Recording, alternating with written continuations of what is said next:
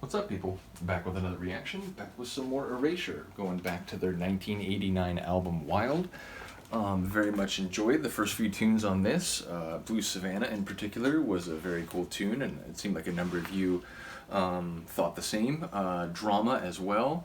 So yeah, we're up to the fifth tune, which is called Star.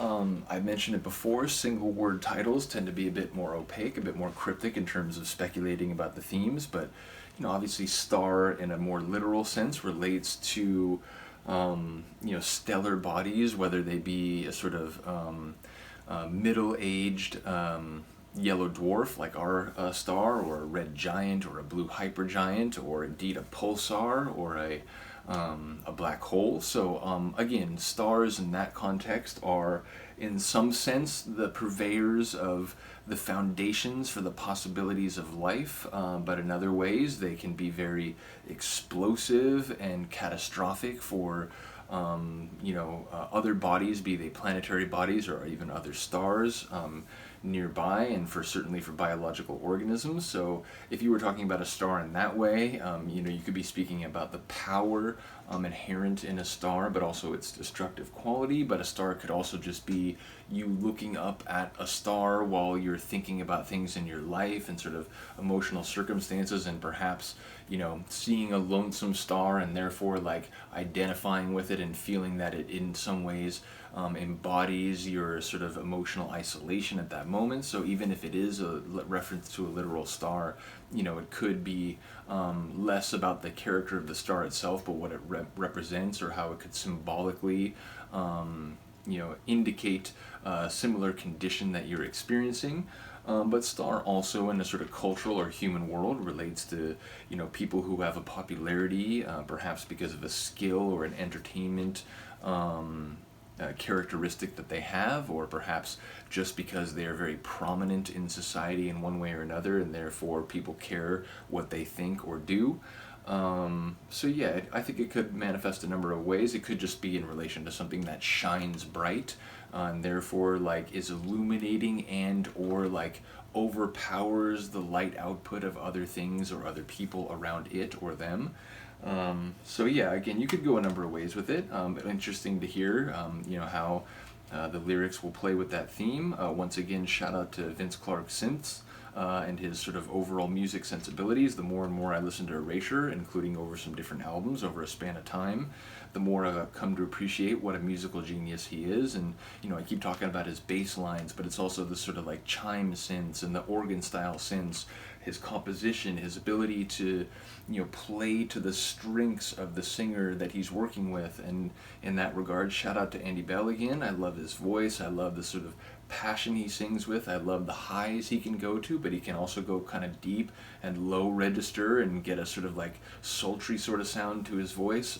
Honestly, like he has a large range, and you can tell he sings from his heart, so to speak. So shout out to both of them. Let's get to it. This is Erasure, Star, from the album Wild, 1989.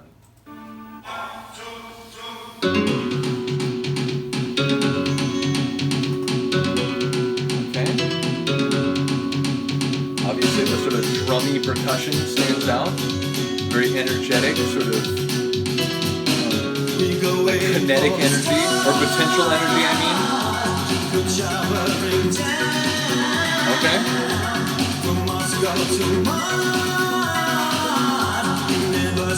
The universe, not just one star.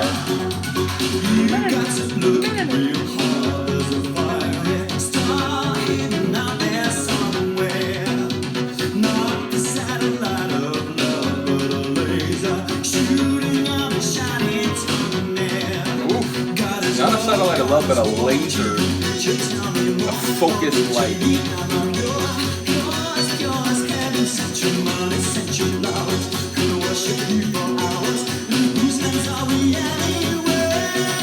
I've been trying to catch the lyrics, which seem to be very funny, but also this kind of like it's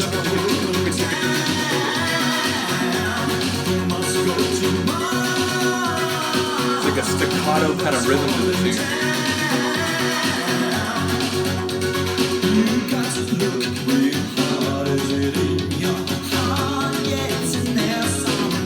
So we're looking for like a ray of light, a laser, like within someone's heart that has to be there.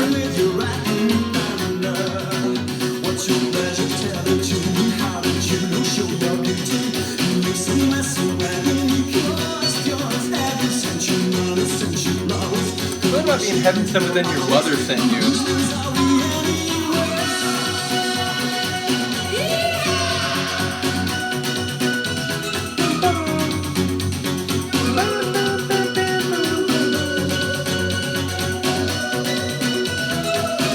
That's cool. Rolling along through a rose-colored glow, the city looks pretty in pink. Armageddon is here. Did you ever have a lover leave you for another? Take your love and kisses for granted. Never to discover war is not the answer. Leave you lonely, disenchanted. God is love, God is war.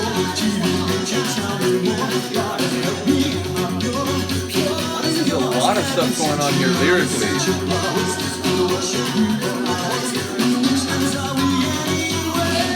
But he was definitely talking about, have you ever had a lover leave you for someone else? And all those sort of intimate moments you took for granted, suddenly they're gone, and you feel the absence.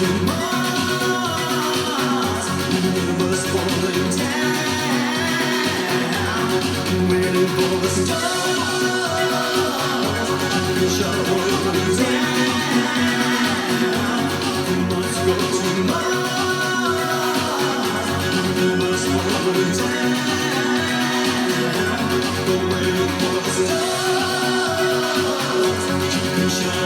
Get out of here, Andy.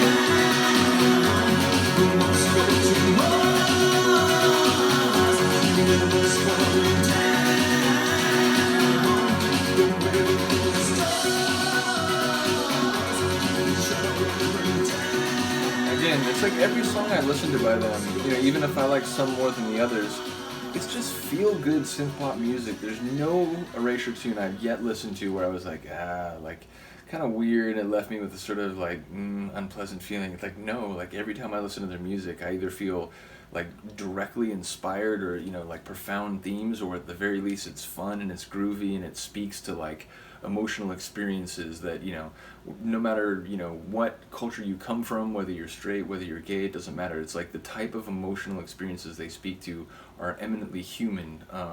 So yeah, again, shout out to Vince, shout out to Andy, shout out to you Erasure fans out there. It's just a fun, cool group that I knew as a kid and enjoyed at least a few of their tunes on the radio, but I didn't realize what a sort of bounty of awesome, fun, and engaging music with cool themes and passionately sung lyrics that they had on offer. So yeah, again, big shout out to Erasure, Vince and Andy. Shout out to those of you who have commented on the other videos and enjoy their music as well. Let me know what you think of this one. Let me know if there's a line in particular. And I do want to apologize. I said this in some of my like Duran reactions or whatever. I get it. When I'm reacting to a tune for the first time, I may end up talking over a cool line because I'm like, mentioning a synth or like the progression of the tune. And it's like, oh crap, he talked over my favorite line. So if that does happen, I do apologize. And when I go back and I do subsequent listens, I put on headphones and I try to like really experience it and catch anything I missed. I realize that doesn't change the reaction. It still can be sort of disappointing if I kind of, step on part of the tune that someone's waiting for. So if that happens, I apologize. I do try to find sort of quick moments to make my comments, but even then, I know it will occasionally happen. So apologies, but hopefully you're still here for it. A number of you who've commented on different reactions I've done have said that just keep doing what you're doing, and we're here for it. So hopefully that's the case. Let me know what you think. Other than that, I will see you next time. Peace.